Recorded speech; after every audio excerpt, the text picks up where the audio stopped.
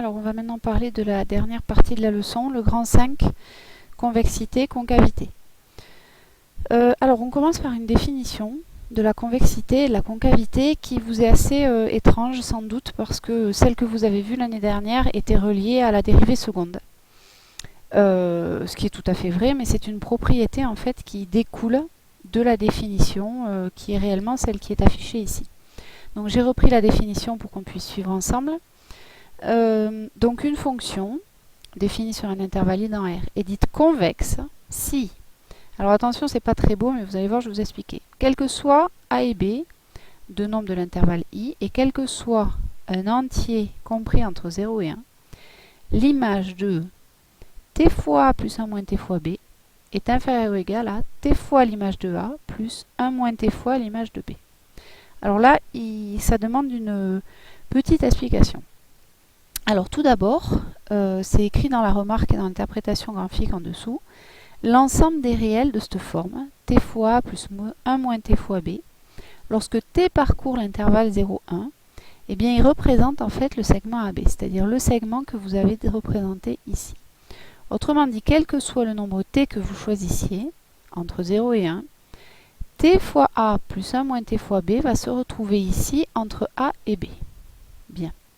Et alors ce que dit le théorème, c'est que dans le cas d'une fonction convexe, l'image, je vais rajouter un petit dessin, peut-être qu'on comprend mieux.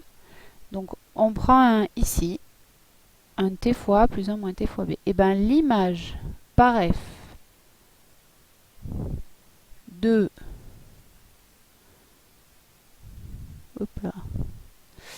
ce nombre-là sera forcément plus petite que t fois f de a plus 1 moins t fois f de b. Et bien en fait, t fois f de a plus 1 moins t fois f de b, ce sont de la même manière lorsque t parcourt l'intervalle 0, 1, et bien ça représente le segment f de a, f de b qui est ici.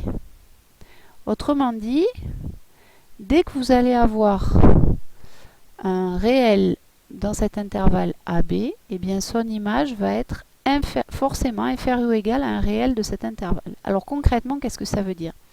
Eh bien ça veut dire que quelle que soit la corde que vous dessiniez sur l'intervalle où est dessinée votre courbe, par exemple la corde AB ici, eh bien la représentation graphique de f sera toujours en dessous de cette corde.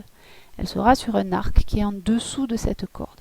C'est bien ce qui illustre ici le petit dessin que j'ai fait. Vous prenez un réel qui est entre A et B, vous cherchez son image, et bien forcément elle sera en dessous de n'importe quelle image qui est ici. Autrement dit, eh bien, vous avez ce point-là qui sera en dessous de cette corde.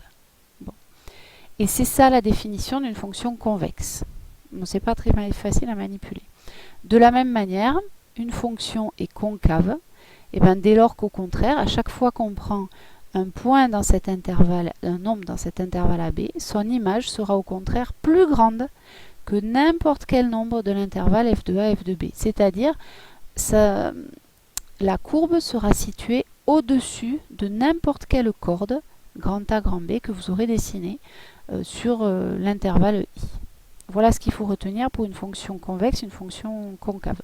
Voilà les deux graphiques.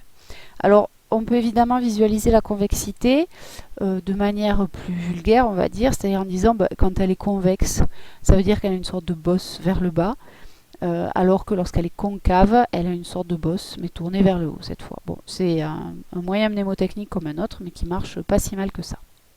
Alors venons-en maintenant au test numéro 17, qui vous demande donner des fonctions usuelles qui ont l'air convexe et l'air concave. Donc la solution va suivre, vous pouvez arrêter la vidéo si vous voulez le temps de chercher. Après, la plupart des fonctions que vous connaissez bien, elles sont classables dans une de ces deux catégories. Alors, si je regarde les fonctions usuelles convexes, une des plus simples, c'est la fonction qui a x associé x carré, la fonction carré. Elle est toujours en dessous de ses cordes. Si je regarde la fonction exponentielle, aussi quelle que soit la corde que je dessine, ma fonction elle va toujours être située en dessous. Vous avez une bosse vers le bas. Et puis pareil, la fonction inverse. Par contre, attention à la fonction inverse, il faut préciser sur quel intervalle elle est convexe. Elle n'est convexe que sur l'intervalle R plus étoile. Voilà. Ensuite, pour les fonctions concaves, grosso modo, c'est les autres. On voit pas bien. Alors, les fonctions concaves, ben, vous avez la fonction racine carrée, voilà, qui elle est située au-dessus de toutes ces cordes, ici. Vous avez la fonction logarithme népérien aussi, pareil, qui est située au-dessous de toutes ces cordes. Et je lève un peu l'écran. Vous avez la fonction inverse, mais cette fois sur l'intervalle R- étoile. C'est pour ça que je vous disais, c'est quand même primordial de préciser l'intervalle sur lequel la fonction est convexe et l'intervalle sur lequel la fonction est concave, parce qu'une même fonction peut changer de convexité. C'est pas un gros problème. Alors on en vient maintenant à la définition d'un point d'inflexion. Vous l'avez dans la définition 9.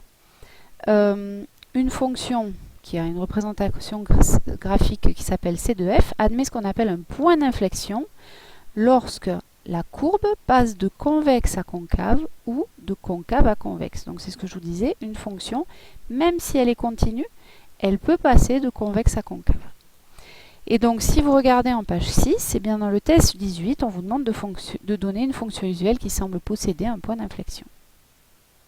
Alors si vous cherchez bien dans toutes les fonctions usuelles que vous connaissez, eh bien, il y a celle-là.